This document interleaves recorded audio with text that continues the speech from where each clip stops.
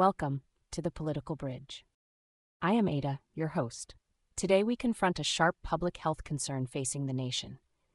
Recent federal data reveals a troubling drop in kindergarten MMR vaccination rates for measles, mumps, and rubella, alongside a steady rise in non-medical exemptions. For an ordinary family, this shift means children sit next to classmates whose parents opted out of standard shots, raising the risk of preventable outbreaks in local schools. We trace this trend back to shifting public trust, growing state-level legislative exemptions, and the balance between personal liberty and community safety. On my right is Nico, arguing from a conservative perspective. On my left is Jordan, arguing from a progressive perspective. Let us examine the facts, challenge the assumptions, and uncover what this declining protection means for American communities. Both sides have strong views on how personal choice intersects with public health mandates. Let us begin this intense debate now without losing focus on the real-world safety of our children. When we look at the decline in kindergarten MMR vaccination rates, we must center our discussion on parental rights and personal liberty. Parents know their children best. They deserve the final say in medical choices without heavy-handed government mandates telling them what to do. Under President Trump, personal autonomy and medical freedom remain foundational values for American families. When the state forces compliance, it erodes public trust in public health institutions entirely.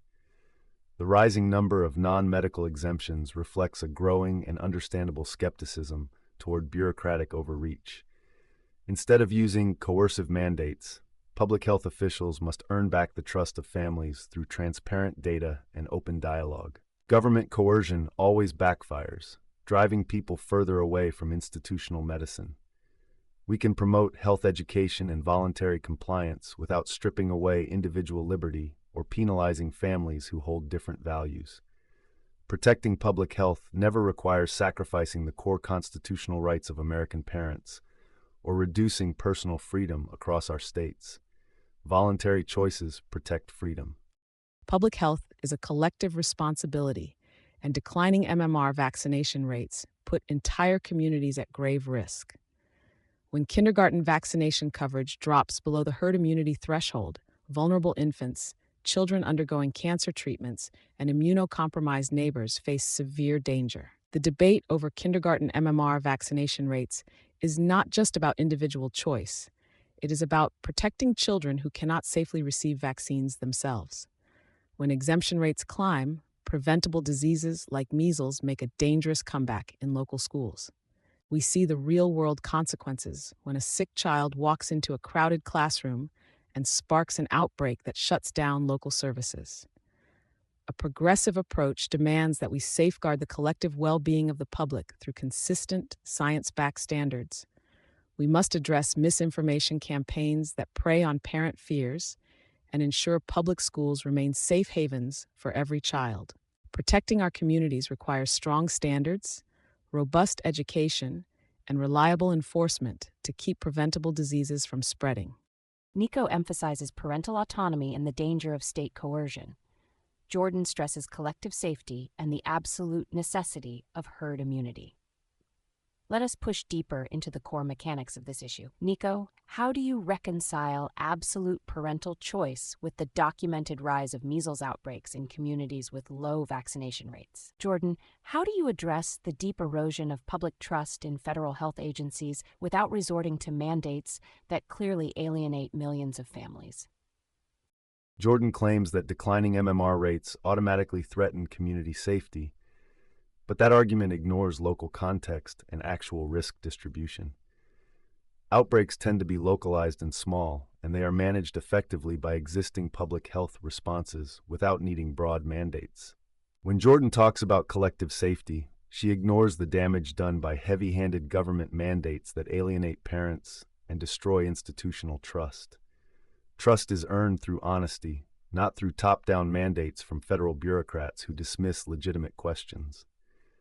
If we want higher vaccination uptake, we must abandon coercion and focus on transparent communication and individual consultation with trusted family doctors. President Trump has consistently championed policies that respect personal freedom and medical autonomy allowing families to make informed choices. Coercion breeds resistance, while respect for personal liberty encourages cooperation. We can address health concerns by providing better information and supporting local clinics, rather than imposing one-size-fits-all mandates that ignore parental concerns. Freedom works better than force every single time. Nico dismisses localized outbreaks as minor, but public health data shows that measles is extremely contagious and spreads rapidly through unvaccinated populations. When Nico champions absolute parental choice, he ignores the devastating external costs imposed on children who suffer lifelong complications or death from a completely preventable disease.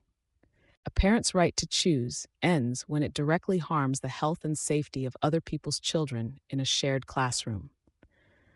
The decline in kindergarten MMR vaccination rates is a direct result of coordinated misinformation campaigns that exploit fear and distrust for political gain. We cannot negotiate with a virus, and we cannot rely solely on voluntary compliance when community immunity requires high participation rates. Progressive policies ensure that the common good is protected through clear, science-based standards that prevent public health crises before they overwhelm our hospitals.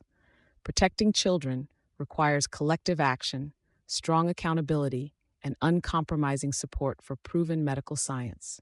We have reached the stress test round.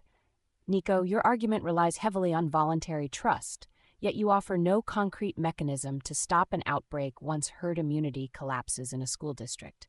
Jordan, your position demands strict enforcement, yet you ignore the deep civil liberties backlash and rising homeschooling rates that occur when the state forces compliance. Defend your blind spots. Nico, go first. Ada claims we offer no mechanism to stop outbreaks, but that completely ignores localized containment strategies and targeted voluntary measures that respect individual rights. When an outbreak happens, public health teams can use temporary isolation and voluntary quarantine without resorting to broad, authoritarian mandates that punish compliant families. The backlash against mandates is real, measurable, and drives families out of the public school system entirely into unregulated environments. Forcing compliance does not build a healthier society. It drives underground resistance and deepens the very distrust we need to overcome. We build long-term safety by empowering local pediatricians to have honest, one-on-one conversations with parents, addressing their specific concerns with patience and respect. President Trump's approach proves that cutting red tape and trusting American families yields better cooperation than government coercion ever could. We reject the false choice that safety requires tyranny. Voluntary engagement, backed by transparent science, remains the only sustainable path forward for a free society. Ada suggests that strict enforcement causes a dangerous flight to homeschooling, but abandoning standards entirely guarantees that children face preventable diseases in every classroom. When Nico relies on voluntary containment after an outbreak starts, he forgets that measles travels through the air before symptoms even appear, making reactive isolation completely useless. Herd immunity is not optional. It is a mathematical shield that protects infants, cancer patients, and children with medical exemptions who cannot defend themselves. If we yield to misinformation and allow exemption rates to climb unchecked, we dismantle the public health infrastructure that eradicated these deadly diseases decades ago. Progressive policies recognize that collective responsibility sometimes requires boundaries to protect the most vulnerable members of our society from preventable harm. We must invest heavily in community health outreach, counter false claims aggressively, and maintain clear standards that keep our schools safe. Public health demands unwavering commitment to science, equity, and the common good. The core clash is clear. Nico argues that voluntary trust and personal liberty must guide health policy to avoid harmful coercion. Jordan insists that collective safety and strict standards are non-negotiable to protect vulnerable children from preventable disease. Neither side yields an inch. The decline in kindergarten MMR vaccination rates is a wake-up call, but the answer is never more government control over American families. When the state overrides parental judgment, it shatters the remaining trust in public health institutions and drives families away from medicine altogether.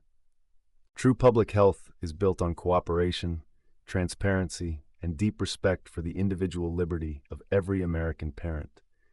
Under President Trump, we champion policies that put families first, protect medical freedom, and encourage voluntary health choices without punitive mandates.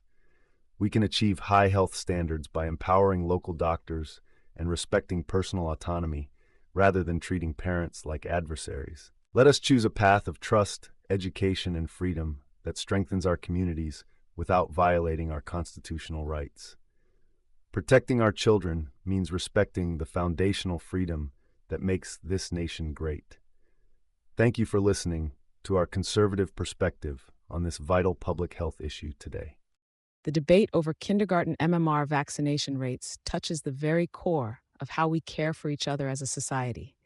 When exemption rates rise, we put infants, immunocompromised children, and our entire community at risk of devastating and entirely preventable outbreaks. Progressive values demand that we protect the collective well-being of the public through strong standards, reliable science, and uncompromising public health measures. We cannot let misinformation and fear dismantle the protections that generations before us fought hard to establish in our schools. Every child deserves to walk into a classroom knowing that the community around them has taken basic steps to keep dangerous diseases at bay. By investing in public health outreach, supporting our schools, and maintaining clear boundaries, we ensure a safer, fairer future for everyone. Protecting public health is a shared duty that requires courage, unity, and unwavering dedication to the common good. Thank you for joining this vital discussion today. That concludes today's debate on declining MMR vaccination rates and rising exemptions. Find The Political Bridge on Spotify or Apple Podcasts. Join us next time for another engaging discussion. Until then, stay informed, stay engaged, and keep the debate alive.